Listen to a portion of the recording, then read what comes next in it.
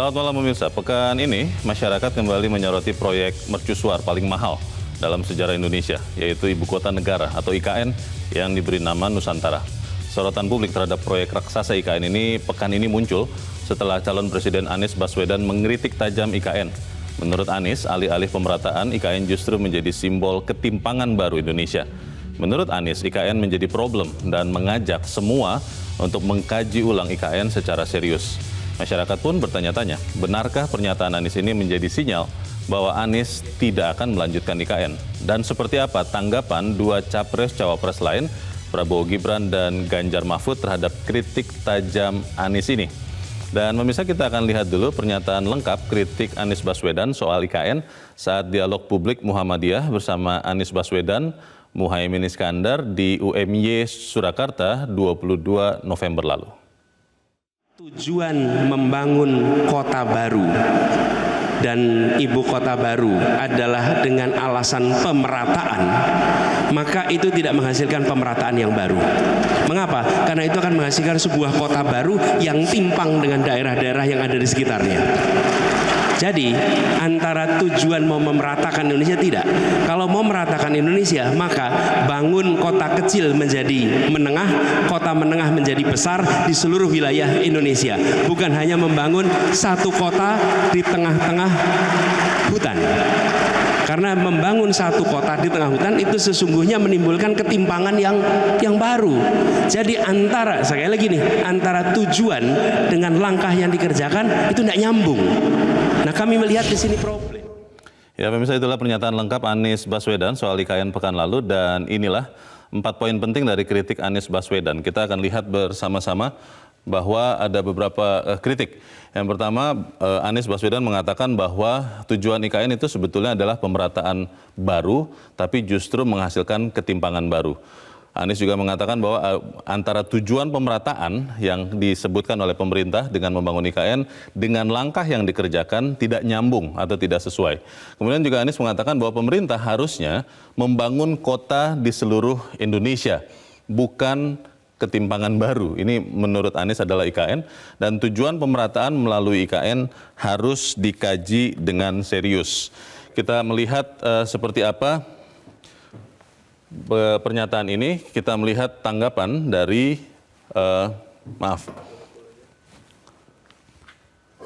tanggapan dari tim Ganjar dan tim Mahfud MD. Reaksi tim Ganjar dan Mahfud atas kritik Anies soal IKN yang disampaikan oleh Ketua Tim Pemenangan Ganjar Pranowo Mahfud MD Arsyad Rashid, bahwa itu maksudnya adalah IKN merupakan simbol bahwa pembangunan Indonesia itu tidak boleh lagi Java sentris tetapi Indonesia sentris. Itu simbolis. Itu dikatakan oleh Arsyad Rashid. Kita melihat pernyataan berikut.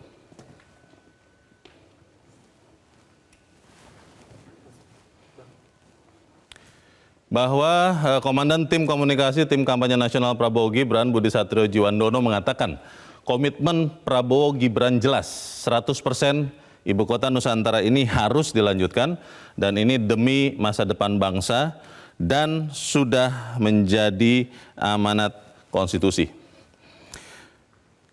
Pertanyaannya adalah apakah kemudian nasib IKN ini akan berujung di tangan 3 capres kalau salah satu dari mereka terpilih menjadi presiden dalam Pilpres tahun depan. Pemirsa, saya Leonard Samosir, inilah Economic Challenges.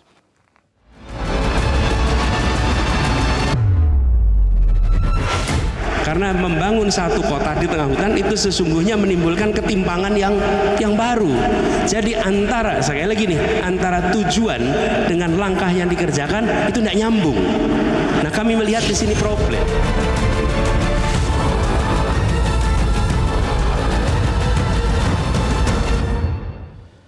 Dan pemirsa, bersama saya malam ini telah hadir 4 orang narasumber yang akan membahas mengenai apa nasib IKN setelah pemilihan presiden 2024. Yang pertama, saya mulai dengan berurutan, tentunya paling kiri saya. Ini tidak merupakan kampanye, saya tidak mau bilang 1, 2, atau 3.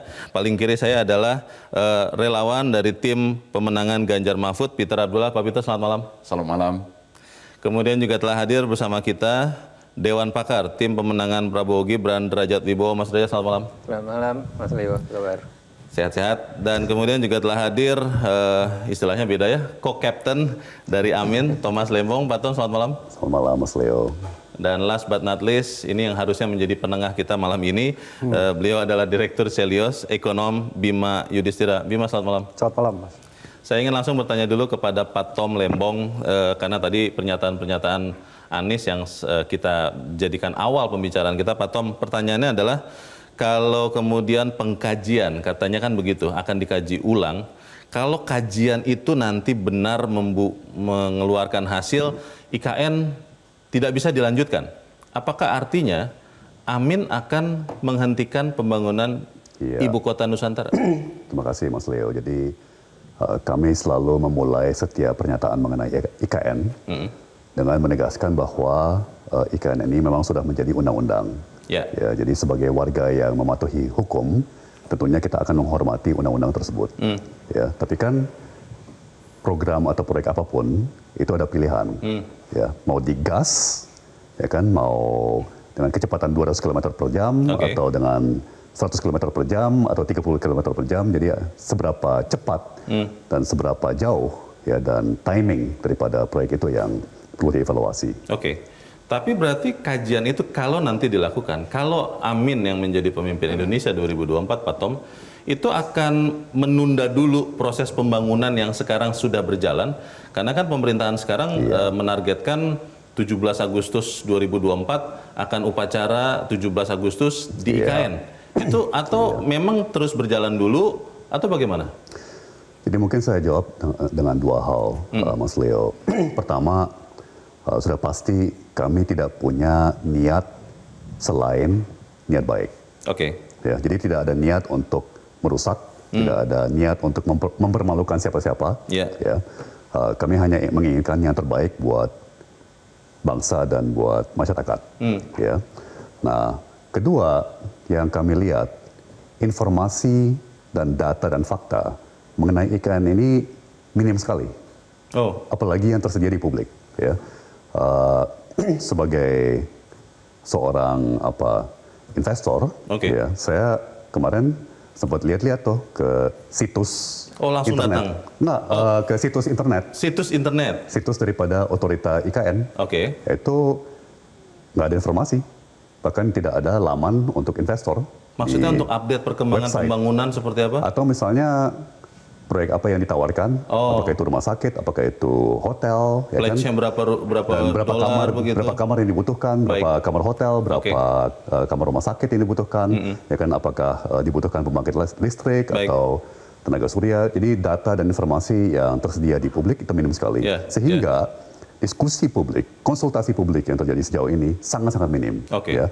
Nah, untuk sebuah proyek yang begitu strategis, dengan keinginan menggelontorkan ratusan triliun rupiah uang negara, ya hemat kami diperlukan konsultasi publik yang jauh lebih luas, jauh lebih dalam. Baik, Pak Tom, terima kasih Pak Derajat. Bagaimana Pak? Ini kan kalau kita lihat pembangunannya terus berjalan dan Prabowo Gibran mengatakan 100% akan melanjutkan, tidak ada reserve untuk meninjau ulang atau yang lain. Bagaimana Pak Derajat?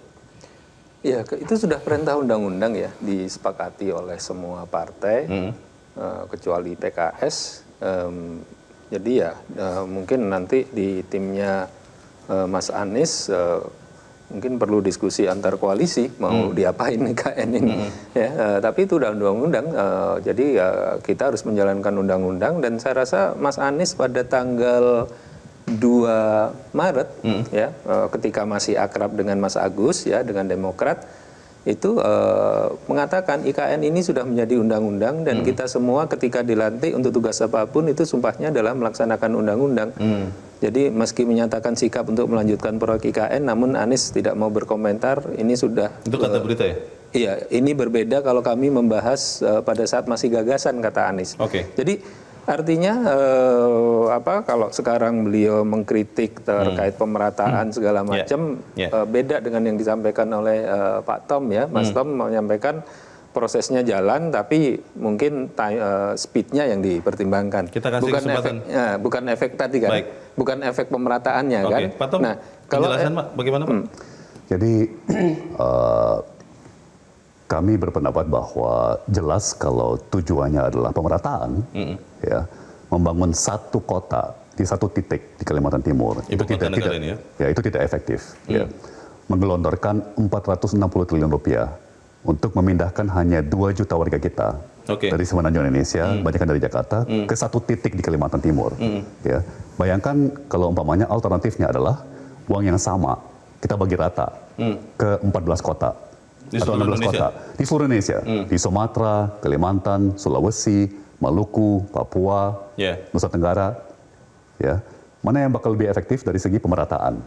Ya, jadi hemat kami kalau tujuannya adalah pemerataan, ini bukan solusi yang efektif. Ya, mungkin ada tujuan lain, tujuan militer misalnya, bahwa untuk keamanan negara, ya, ibu kota harus dipindah, atau hal-hal lainnya.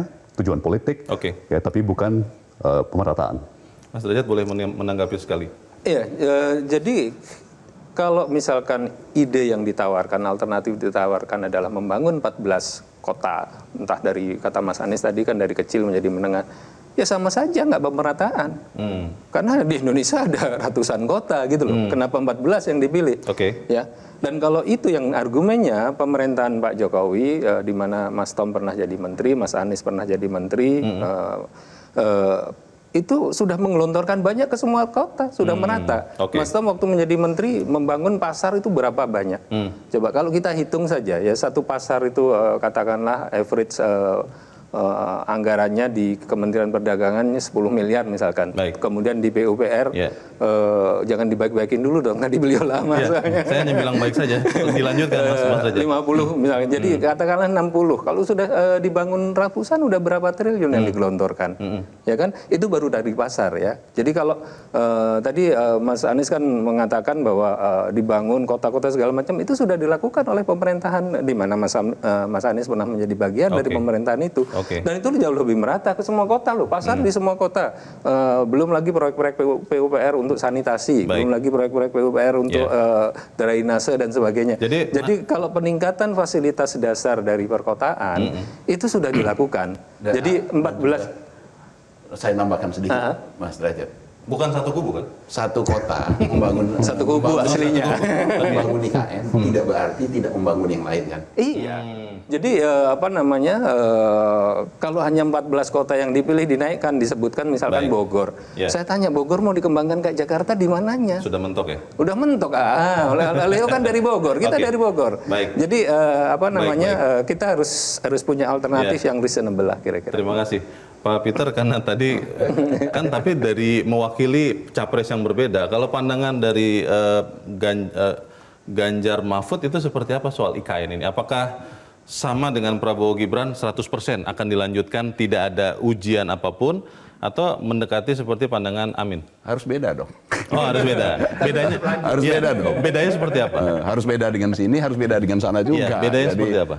Tadi sudah disampaikan oleh Ketua Tim Pemenangan Ganjar bahwasanya pembangunan IKN itu adalah simbol. Simbol dalam upaya kita melakukan Indonesia sentris, bukan lagi meninggalkan Jawa sentris. Yang artinya kita harus sudah mulai membangun di luar Jawa. Ya, itu sebagai simbol. Nah, dan artinya tim Ganjar itu menyatakan akan melanjutkan pembangunan IKN. Tetapi tentunya tidak tanpa evaluasi. Kita sependapat harus ada evaluasi. Karena kita tahu ya di dalam setiap program pasti ada kelemahannya. Tapi tadi Pak Tom tadi juga menyampaikan dan saya selalu juga menyampaikan kritik saya terhadap pembangunan. Kalau sudah lanjut, IKN. lalu ngapain dievaluasi lagi? Karena sikap awalnya kan sudah akan melanjutkan IKN. Untuk apa lagi dievaluasi? Ya, nggak apa-apa. Evaluasi itu kan menang, Mas Ganjar. Pak Peter dulu, Mas Derajat. Kalau Prabowo menang, Mas Ganjar kan bisa bantu. Evaluasi itu banyak hal, ya, dalam banyak hal. Ya.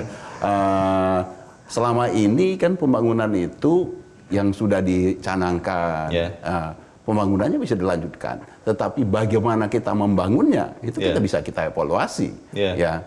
Termasuk juga disampaikan oleh Pak Tom Lembong tadi, ya dalam komunikasinya. Sekarang ini kan komunikasinya memang minim sekali, itu juga menjadi sorotan kita. Ya. Dan kemudian terkait bagaimana kita membangunnya, ya perlu juga disampaikan bahwasanya pembangunan yang disampaikan oleh Pak Tom Lembong tadi yang 400-an triliun tadi itu kan tidak digelontorkan dalam satu waktu. Itu dilakukan secara bertahap. Sampai 2045. Dan itu selalu disampaikan oleh pemerintah bahwasanya pembangunannya secara bertahap. Baik. Dan juga perlu juga disampaikan seperti yang saya tambahkan kepada Mas Derajat tadi bahwasanya pembangunan IKN tidak berarti pemerintah tidak melakukan pembangunan di kota-kota lain. Tetap dibangun juga dibangun kan. Kota-kota yang lain. Ya, Oke. jadi semuanya ini harus dikomunikasikan secara baik. Terima kasih. Bima, saya mau bertanya satu dulu. Kalau memang alasan pembangunan IKN untuk memeratakan pembangunan, yang tadinya kan memang di Pulau Jawa yang paling pesat, dibangun di Sulawesi, di Kalimantan Timur, itu apakah otomatis akan memang membawa bandul pembangunan itu lebih ke arah timur, jadi lebih merata? Hitung-hitungannya bagaimana? Hitung-hitungannya pasirnya dari mana? Pasir, Konstruksinya, besi bajanya dari mana? dari Jawa, Tenaga kerjanya? dari luar negeri. Saya tidak jadi- sebut negaranya. Kita harus bedakan mana kritik yang sifatnya fundamental, bahwa memang pembangunan antara Jawa versus luar Jawa belum tentu jawabannya adalah IKN. Oke. Dengan yang proses yang ada sekarang ya. Kemudian kita juga harus pisahkan mana yang kritik sifatnya lebih ke arah sifat yang sifatnya undang-undang, prosedural. Karena kalau di situ saja sudah banyak masalah tuh. Mulai dari misalnya partisipasi publiknya, Undang-undang IKN ya? Undang-Undang IKN. Kemudian ada pasal di Undang-Undang IKN yang direvisi itu bahwa Undang-Undang IKN bisa menganulir pasal-pasal atau undang-undang lainnya. Gitu ya. Kemudian juga di dalam undang-undang memang tidak dijelaskan juga di dalam IKN tahun berapa IKN harus selesai. Bukannya 2045 targetnya kan itu kan 466 target. triliun itu? Tapi kan di dalam undang-undang tidak ada eksplisit tahun berapa. oke. Jadi kita mau bangun IKN 200 tahun ke depan juga nggak ada masalah. 2045 ya sering disebut-sebut. Ya itu kan rencana yang sekarang. Tapi kalau kita balik lagi ke masalah hukum, konstitusi, di situ ada ruang untuk oke, kita bilang yang namanya IKN, tapi bisa jadi ditunda 200 tahun lagi. Oh. Itu bisa di situ, ada celah di situ. Kalau sama-sama kita taat hukum. Oke. Nah, tetapi ini kalau ketemu antara masalah fundamental yang IKN belum tentu bisa menjawab kebutuhan ekonomi dan ketimpangan. Sementara di undang-undangnya juga ada beberapa celah ini yang bisa kemudian menjadi karet gitu ya. Ini kalau bertemu, ini saya khawatir. Oke. Presiden siapapun yang terpilih ke depan itu justru akan mengambil jalan pintas Perpu. Untuk? Contohnya, dia tidak bisa menjawab masalah kebutuhan ekonomi masyarakat. Karena masyarakat mungkin punya kebutuhan yang lain. Oke. Ada makan siang gratisnya Pak Prabowo misalnya, gitu ya. Itu butuh anggaran 400 triliun. Nanti kan akan hitung-hitungan mana yang lebih prioritas. Oke dah kalau gitu kita perpanjang IKN. Oke. Setiap tahunnya pemerintah hanya keluar 100 juta rupiah. Boleh nggak? Dibolehkan juga di dalam undang-undang, nggak ada masalah. Oke. Selama investor juga belum masuk ke sana kan Yeah. gitu ya. Yeah. Jadi Perpu itu bisa jadi salah satu hal yang akan mungkin terjadi. Dan Perpu itu adalah produk legislasi juga yang kemudian sah secara hukum, Iya. taat konstitusi juga, Iya. dengan kondisi ada mendesak. Oke. Salah satu hal lagi yang menjadi catatan selain masalah ekonomi hitung-hitungannya adalah soal masalah deforestasi dan masalah Lingkungan, konflik agraria. Oke. Ini kan juga salah satu kritiknya yang terkonfirmasi. Baik. Berapa banyak masyarakat yang sampai sekarang lahannya masuk di dalam area IKN? Oke. Baik. Ya, dan Ya. itu jumlahnya tidak kecil. Baik. Kemudian membangun kota di tengah hutan. Itu yang membuat susah investor juga untuk masuk. Oke. Karena mereka menilai standar lingkungannya kok jadi turun. Pertanyaannya adalah apakah memang kemudian pembangunan yang sudah sangat besar ini sampai saat kita bicara ini kan sudah puluhan triliun ya sudah digelontorkan. Kemudian mau seperti apa? Kita akan tetap lanjutkan, pemirsa tetap bersama kami. Economic Challenges segera kembali.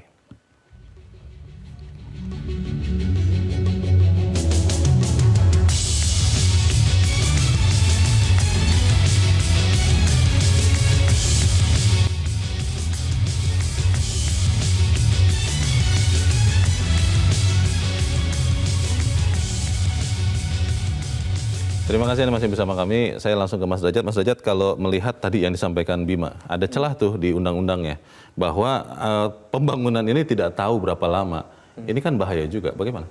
Enggak, kalau dari Prabowo Gibran kita akan tuntaskan secara cepat ya. Jadi apa namanya? Cepat itu berapa lama? Belum kita bahas, tapi kan ada Mas Gibran di situ. Tentu Mas Gibran juga kalau terpilih sebagai wapres nanti tentu juga ingin melanjutkan ide-ide yang sudah dijalankan oleh ayahnya kan, oleh Pak Jokowi kan. Jadi saya rasa tidak ada pertanyaan lagi, ya kita akan jalankan dengan pace yang ada sekarang, minimal. Kalau perlu dipercepat tergantung pada nanti ketersediaan anggaran maupun investasi ya. Dan untuk masalah pemerataan, kalau dari kami selain IKN, kami itu juga mencanangkan tentu bertahap. Itu adalah pembangunan 10 kota baru. Ya, selain di seputar IKN atau enggak di seluruh wilayah seluruh Indonesia. Selain tentu saja adalah pembangunan fasilitas-fasilitas dasar di berbagai perkotaan. Ini saya bawa beberapa dokumen. Saya biasanya jarang mengutip Bank Dunia, tapi mereka studinya banyak yang bagus. Jadi saya enggak yang untuk tentang kota. Intinya apa namanya? Kota-kota kita itu memerlukan banyak sekali investasi untuk disaster resilience, ketahanan terhadap bencana, ya. Kemudian ada beberapa investasi, dan saya rasa memang pembangunan perkotaan melalui PUPR itu harus kita genjot gitu di seluruh kota. Pak Tom, singkat saja, ini tadi ada celah timeline yang tidak terlalu jelas, bagaimana? Saya kira yang Mas Bima bilang tadi betul sekali ya, terkait prioritisasi.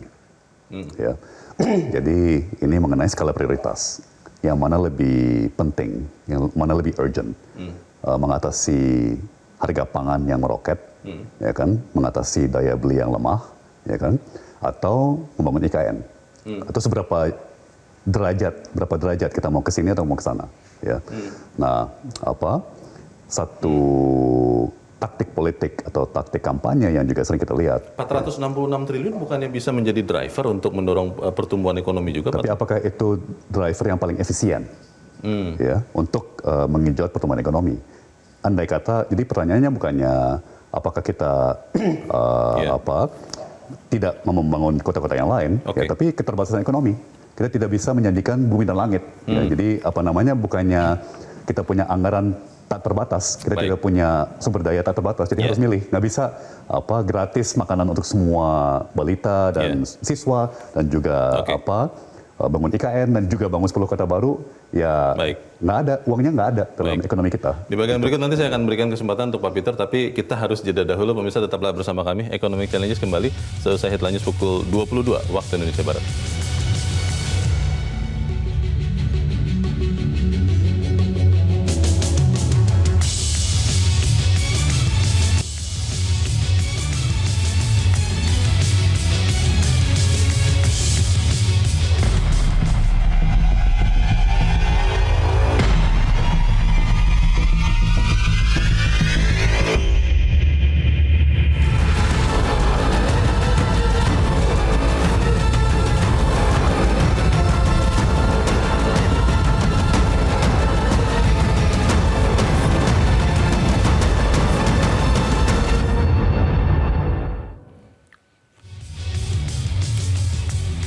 Terima kasih Anda masih bersama kami di Economic Challenges. Kita masih membicarakan beda skenario IKN dari 3 capres. Dan kita akan langsung lihat biaya IKN. Tadi sudah sempat disebut-sebut. Data ini penting karena menjadi pengingat untuk kita semua. Dari mana biaya IKN ini berasal? Dari APBN. Tahun 2019 Presiden Joko Widodo menegaskan IKN tidak pakai APBN. Cari skema agar APBN tidak terbebani. Tapi di tahun 2022 tidak ada investor raksasa dunia yang masuk IKN. Dan akhirnya Presiden Joko Widodo mengakui IKN harus dibiayai oleh APBN meskipun yang disampaikan adalah 20% dan selebihnya 80% swasta. Berapa biaya yang akan digelontorkan? Berikutnya kita lihat totalnya sekitar 466 triliun, ini disebut-sebut sampai tahun 2045 APBN-nya hampir 90 triliun. Lalu diharapkan ada investasi BUMN dan juga swasta. Swasta ini diharapkan sebetulnya baik lokal khususnya asing. Itu 253 triliun. Untuk 2022 sampai 2024 yang direalisasikan adalah 65 triliun rupiah. Ini dana yang besar di tengah-tengah kondisi memang ekonomi dunia yang masih belum jelas. Saya ingin langsung tanya ke Mas Derajat Wibowo, melihat fakta ini, ada perubahan begitu ya, lalu juga besar angkanya, ini tidak menjadi pertimbangan lagi untuk mengkaji ulang dulu sebelum kemudian melanjutkan itu, Mas Derajat? Tidak sama sekali. Jadi kita akan lanjutkan, dan saya rasa behind the scene itu sudah ada pembicaraan juga dengan para investor.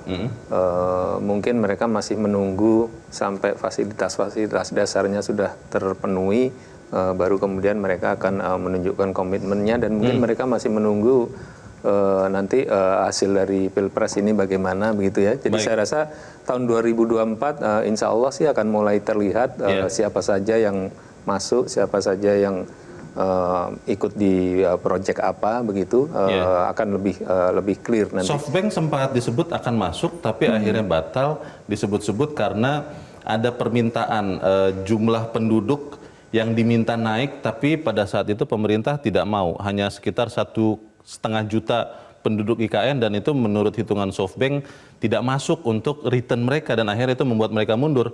Bagaimana Mas Derajat? Ya, konsep IKN ini kan konsep kota yang eco ya, eco city ya. Okay. Jadi apa namanya, didesain dengan ramah lingkungan, kemudian kendaraannya juga bukan yang fossil fuel dan sebagainya. Jadi mau tidak mau memang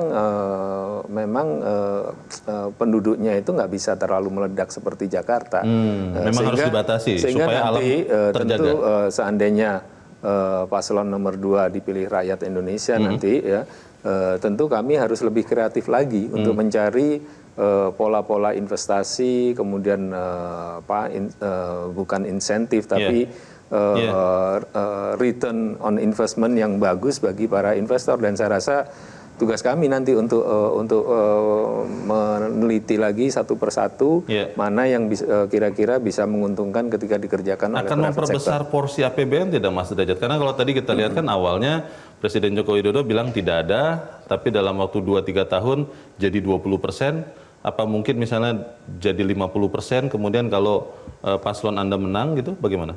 Ya tentu nanti kan prioritas IKN akan juga kita lihat dengan prioritas makan siang. Yang makan siang itu luar biasa loh.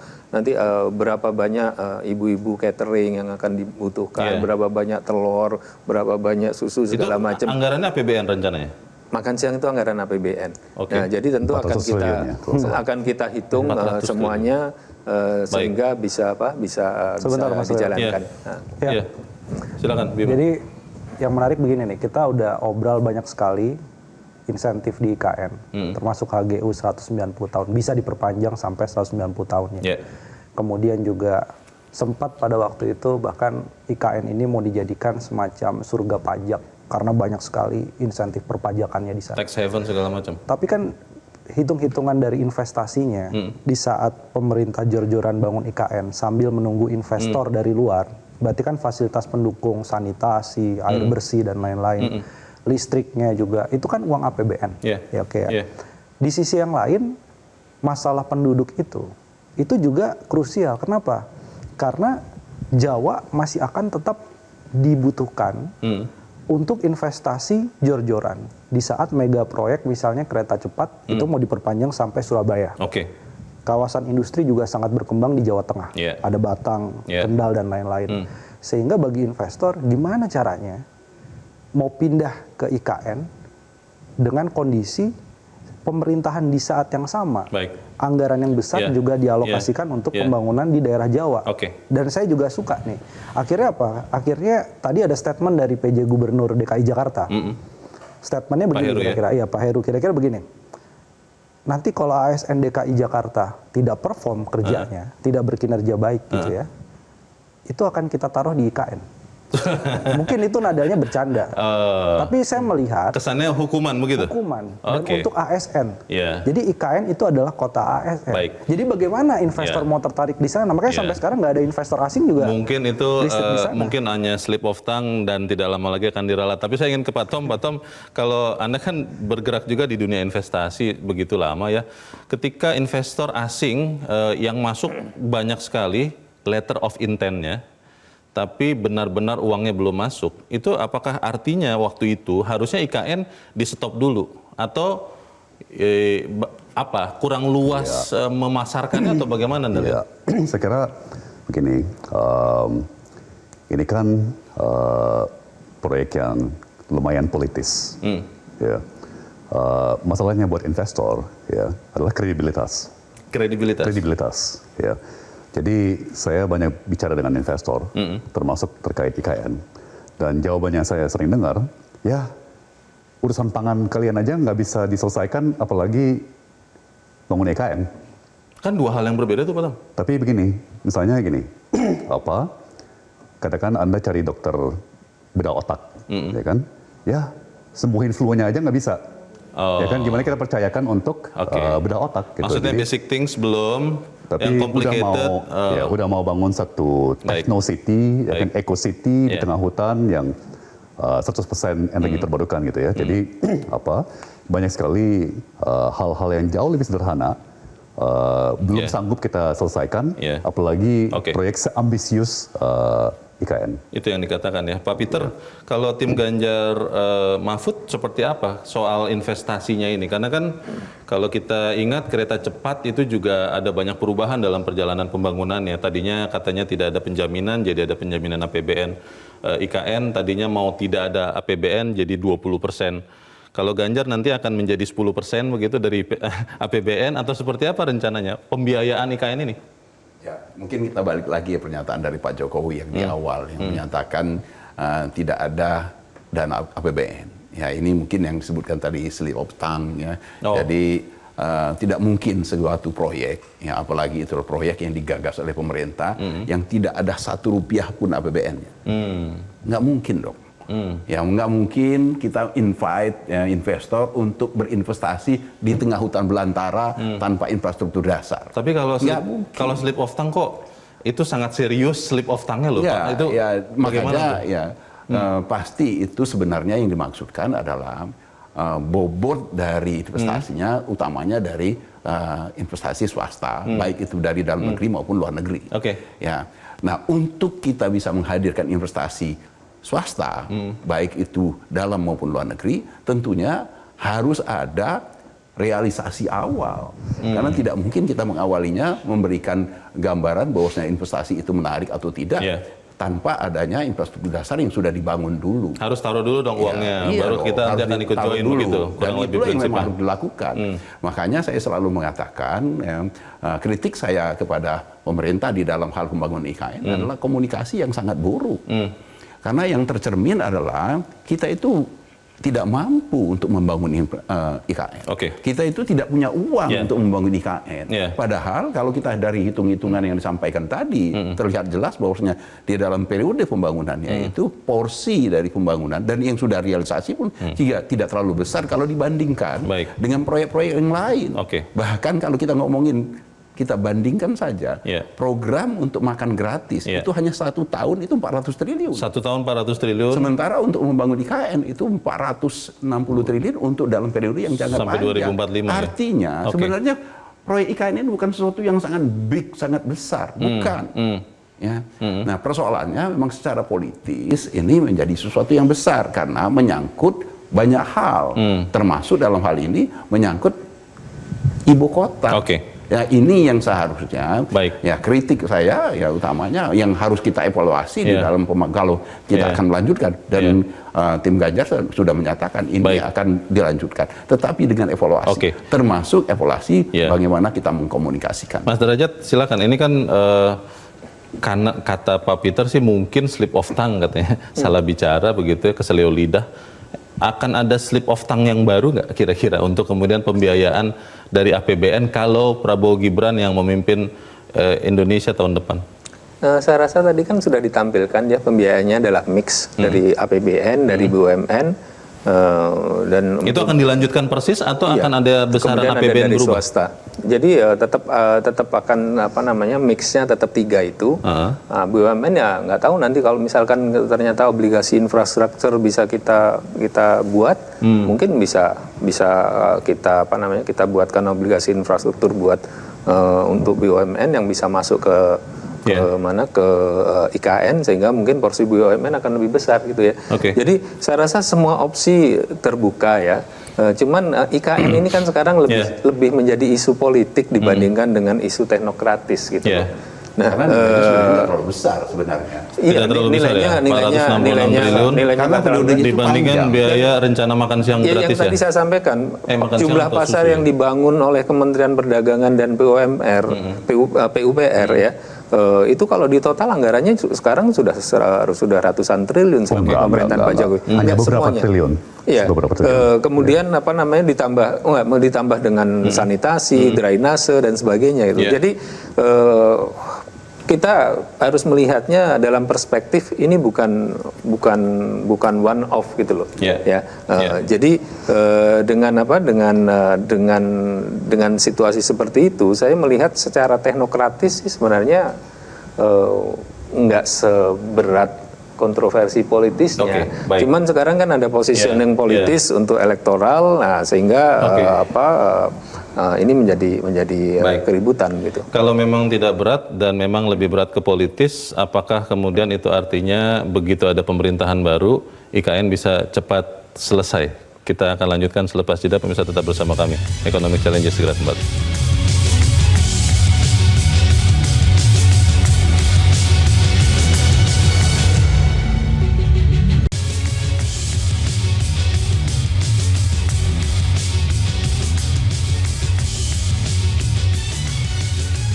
Terima kasih Anda masih bersama kami. Kita di bagian akhir dari Economic Challenge. Saya ingin mencoba melengkapi pembicaraan IKN ini, disebut-sebut menjadi sumber ketimpangan baru. Kalau kita cek Kalimantan Timur, lokasi IKN itu adalah provinsi dengan pendapatan per kapita tertinggi kedua di Indonesia setelah daerah khusus ibu kota, sekarang masih Jakarta. Di dekat IKN ada 2 kota metropolitan terbesar di Kalimantan, yaitu Balikpapan dan Samarinda. Pertanyaannya adalah apakah kemudian pembangunan IKN ini benar-benar akan memeratakan pertumbuhan ekonomi, akan membuat kesejahteraan masyarakat di sekitar IKN dan di seluruh Indonesia benar-benar akan meningkat. Mas Derajat, kan tidak sesederhana itu. Ibu kotanya pindahkan ke Kalimantan, lalu langsung pembangunan di wilayah timur akan menjadi lebih baik. Bagaimana? Oh iya, emang semuanya kan perlu proses. Ya kan, pemindahan ASN pun juga pasti akan bertahap. Tidak dalam konteks yang tadi ya sempat disebut Bima ya, yang kinerja tidak bagus di Jakarta, ini yang ngomong Pak Heru akan dikirim ke IKN, katanya begitu? Saya rasa itu slip of tongue ya. Slip of tongue juga. Jadi jadi masih banyak opsi-opsi yang bisa kita lihat. Contohnya misalkan nanti kalau gedung-gedung pemerintahan di sana dibangun, gedung pemerintah yang di Jakarta kan jadi kosong. Itu kan bisa dilakukan swap. Bisa disewakan. Bisa macam-macam lah. Bisa dijual. Macam-macam, banyak opsinya. Dan kita bayangkan.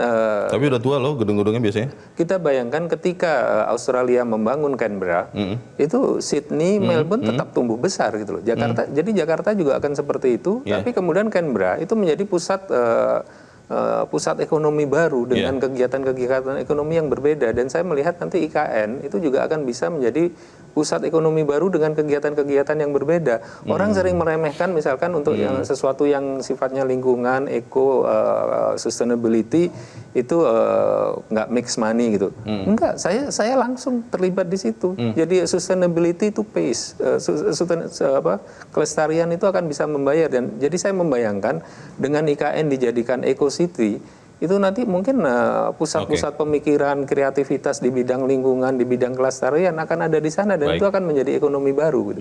Jadi Secara teknokratis seperti yang saya sampaikan tadi, itu banyak sekali potensi yang masih bisa digarap di sana. Terima kasih. Tapi memang secara politik ya namanya juga bulan kampanye ya wajar lah Tunggu kita sampai maklumi. Februari begitu ya. Terima kasih Mas Derajat. Pak Tom, kajian ulang akan tetap dilakukan atau seperti apa? Sudah pasti. Jadi saya sangat-sangat tidak setuju bahwa secara teknokratis ini sederhana dan gampang. Ya, sangat mudah membenarkan program IKN sebagaimana dirancang pada saat ini. Ya. Saya juga mau menambahkan kepada yang diangkat Pak Peter tadi mengenai komunikasi. Ya. Saya melihat IKN ini sekarang menjadi sangat buruk sekali bagi persepsi publik terhadap elit politik. Maksudnya? Ya, di saat rakyat lagi sengsara dengan harga beras sudah naik 20% tahun ini. Ya udah Rp13.000 per kilo beras medium. Ya, gula baru tembus Rp17.000 per kilo. Ya, lapangan kerja masih susah, penghasilan stagnan. Ya, kemudian kita sibuk bicara mau guyur ratusan triliun untuk bangun Ibu kota baru. Ya, itu sangat-sangat tidak empati kepada ketidakpuasan masyarakat di lapangan mengenai kondisi pangan, kondisi penghasilan, lapangan kerja, ya kan. Kedua, ini seperti kita elit-elit politik dan ASN mau kabur dari Jakarta. Ya kan dibilang Jakarta terlalu banyak masalah, apa banjir, macet segala macam. Ya udah kita kabur aja deh. Jadi ada kesan seperti itu. Kita bikin enklave baru, kita bangun istana yang mewah, kita semuanya tinggalkan Jakarta, biar Jakarta ya terserah lah gitu. Ya kan, jadi saya kira ini juga dari segi politik tidak baik. Terima kasih Pak Tom. Pak Peter, singkat saja. Yang pastinya seperti apa? Jangan mencari tengah-tengah saja, tapi tidak tahu wujudnya seperti apa. Ya, tapi apa yang disampaikan oleh Pak Tom tadi itu menegaskan bahwa komunikasi itu menjadi sangat penting. Ya, bahkan sekelas Pak Tom aja menerjemahkan IKN seperti itu, apalagi di level bawah. Ya, jadi memang IKN sekali lagi, IKN itu adalah salah satu program, ya, program yang ditujukan untuk memulai melakukan pembangunan di luar Jawa. Dan itu tidak hanya satu, ya, bukan berarti juga hanya membangun di satu titik. Tetapi di semua titik itu serentak dilakukan. Tetapi ini akan menjadi simbol bagaimana kita melakukan pembangunan. Karena kita tahu lah di Kalimantan tidak ada kota besar. Jadi kota kalau Ganjar jadi presiden akan dilanjutkan atau tidak IKN ini? Tentunya akan kita lanjutkan dengan catatan-catatan, dengan evaluasi-evaluasi yang secara sangat kritis terhadap apa yang sudah dilakukan saat ini. Mungkin bahwa evaluasi itu menyatakan harus dibatalkan? Kita tidak sampai sejauh itu, karena sekali lagi ini kan sudah kita tidak bisa menafikan bahwasanya keputusan untuk membangun IKN itu sudah melalui suatu proses panjang, yang tentunya tidak bisa kita katakan semua proses itu adalah salah. Jadi yang kita lakukan adalah kita melakukan evaluasi, kita perbaiki mana yang harus kita perbaiki. Ya, terima kasih Pak Peter. Bima, singkat saja, apa yang harus dilakukan terkait IKN ini? Siapapun presiden kita harus banyak belajar. Karena Brasil itu pernah kejadian pindah ke Brasilia ternyata menyebabkan gentrifikasi antara pendatang, ya, yang akhirnya membuat ketimpangannya semakin parah di Brasilia. Atau kita bisa belajar lain, misalnya ke Putrajaya Malaysia, gimana ternyata menjadi kota yang hanya isinya ASN itu tidak meningkatkan pertumbuhan ekonomi lokalnya secara signifikan. Bahkan belanjanya di kota metropolitan yang paling dekat, gitu ya. Jadi saya tantang lah ini kan senior bapak-bapak ini kan, ya kan paham betul bagaimana caranya menghitung dari semua program rencana aksi divisi misi itu dihitung juga seberapa efeknya kepada pemerataan ekonomi. Kemudian yang paling penting adalah uangnya dari mana. Saya pungkas ya, terakhir singkat saja, tolong jawab. Menurut Bima, IKN ini lanjutkan, batalkan, tunda? Untuk sekarang ditunda. Tunda. Entah IKN nanti akan menjadi ibu kota di Penajem Pasir, atau kemudian Penajem Pasir menjadi kota baru tapi pemerintahan tetap di Jakarta. Itu banyak variabel yang akan bisa merubahnya, terutama pasca 2024. Terima kasih. Dan pemirsa, apa yang kita sampaikan pada malam ini tentunya adalah sumbangan untuk membuat IKN kalau dilanjutkan betul-betul berguna, kalau tidak dilanjutkan juga harus ada alasan yang jelas. Saya berterima kasih kepada Pak Peter, Mas Derajat, dan Mas Bima, dan juga Pak Tom. Saya Leonard Samosir, berterima kasih Anda sudah menyimak Economic Challenges untuk malam ini. Selamat malam, sampai jumpa.